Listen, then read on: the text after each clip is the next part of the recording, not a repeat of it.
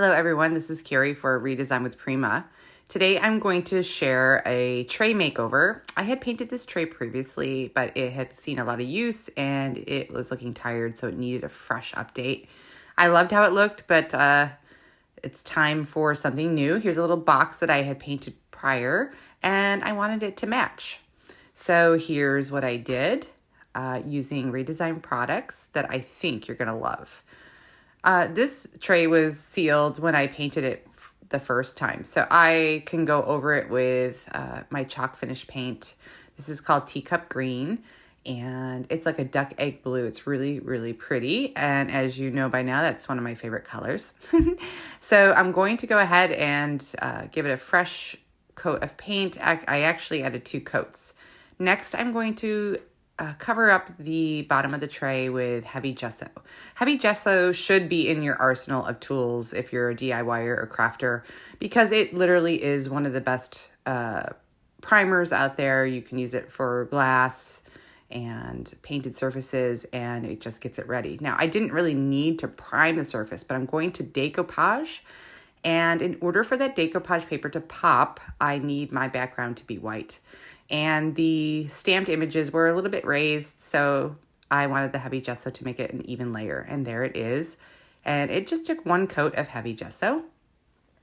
Next, I'm applying my decoupage paper. This one's called Zoe.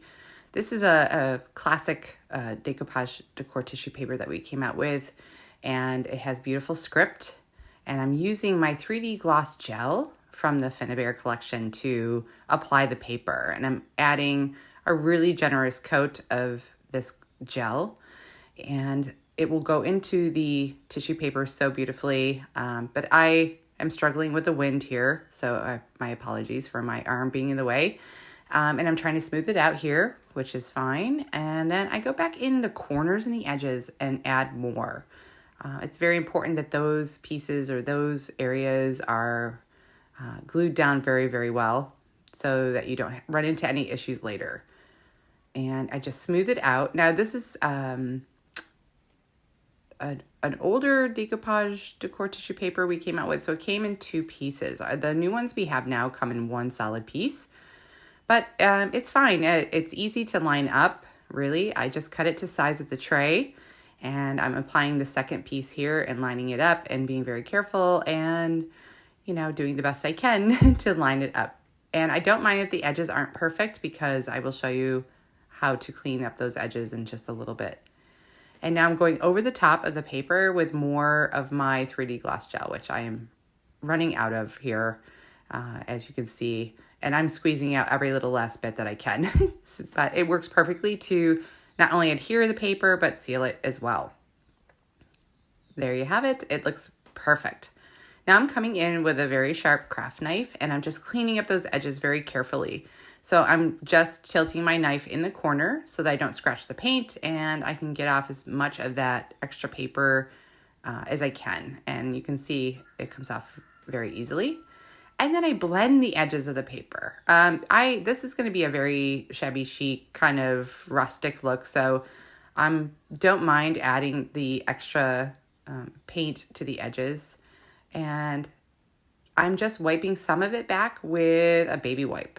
So with the protector, the sealer that I put on, the 3D gloss gel, I put the paint on, and then I can just wipe it back with a baby wipe and just get any extra pieces off I want. And now I am using the Decor Poly to add some details. It's bendable, odorless, and no heat required to use these. You can use these around corners or curved surfaces as well as flat surfaces. And I'm just going to add my paint to it now. I like to paint these before I glue them on. It's just easier for me to get into all the little details with my brush on a flat surface and not worry too much about it once it's on my piece. If I miss any areas and it's already glued down, it's not a problem.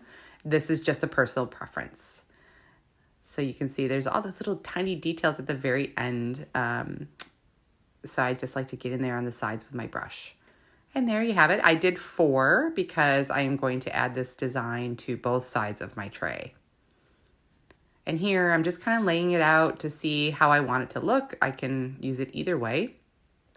And prior to this, I did measure my tray and make a little pencil dot just so I know where the center is, and that helped me know where to place the Decor Poly. The back of the Decor Poly has like a textured surface, and that helps your glue or any adhesive you use to, give it a little tooth so that it glues down really nicely.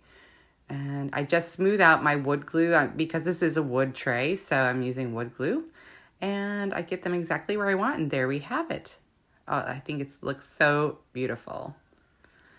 Next, I'm going in with the chalky white chalk paste. Now, I want to give my tray a whitewash finish. The chalk paste is something you can use with stencils. It will give you dimension if you add it on a little thicker. But I am using my water mister and a wet brush, and I am just glazing over the whole piece. What's awesome about the chalk paste is that it just goes on so smoothly, and it gives a chalky finish also. And you can play around with this paste. It's really fun to work with, and we offer over 30 colors, by the way. So now I've added the chalk paste to the inside of the tray, and now I'm going to go ahead and highlight the details of the Decor Poly. Now I'm just going over the surface very lightly with my wet brush, and I'm getting into all those little details, and you can see that it just comes alive. It's so pretty. I'm just getting in all those nooks and crannies with the chalk paste. And it's so easy to add. And I am not careful about how I'm layering this on because I want it to look shabby chic, rustic, and kind of aged, So I am not concerned that it's even. I just want it to look, like I said, a rustic finish.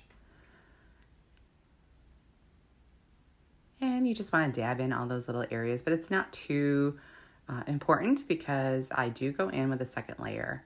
Now I'm taking a baby wipe and I'm just wiping back some of those details of the Decor Poly so they show up really, really nicely. I'm just removing it from the peaks, just a little bit. And then what's great about this paste is like if you want to go back and add a little more, you can. That's totally fine, especially if it's still a little bit wet. So you can keep moving it around. You could play with this forever, really. But you're going to get great results right away. And there you have it. I think it looks really cool. It looks aged, it looks old, and this was so fun to do. Now I'm just doing the same technique to the other side. And I don't know if you guys noticed what I did when I attached the Decor Poly. So just let me know in the comments if you caught on to what I did. I didn't realize it till after they were glued down. But it still looks beautiful, absolutely.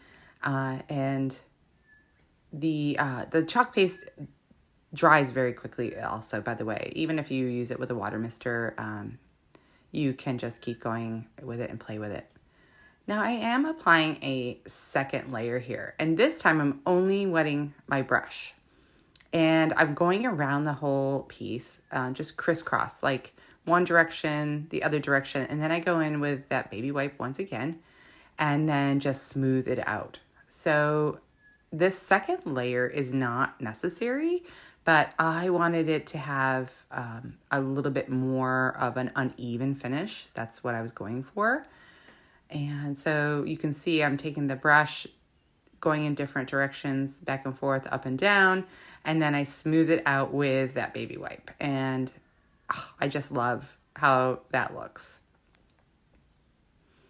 The other thing too is if you get a little bit too much in a place you don't want it, just take your water mister and that baby wipe and spray it and just remove that area a little bit or smooth it out if you don't like it. Next, I'm going to highlight the Decor Poly with Aged Brass Decor Wax from the Finnabair collection. Now we come out with many different metallics, and this one I love.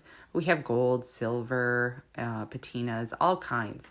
And I'm just hitting the high points of that Decor Poly with my finger, a little bit of wax on my finger.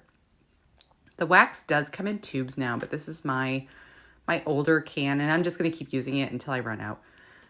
But I just rub my finger in that tin and hit the high points, and there you have it. It looks absolutely beautiful, and it added just a little bit of metallic shine, but not a lot.